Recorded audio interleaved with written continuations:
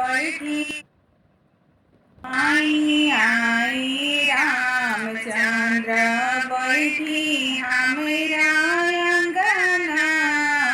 आई आई रामचंद्र बैठी हमारा अंगना रौरे बीनो सोना भइले जनक भावनावा रौरे बीनो सोना भइले जनक भावनावा जबे रौरा तुरब राम जी धनुष के बनावा जबे रौरा तुरब राम जी धनुष के बनावा तबे होइए राम जी सिया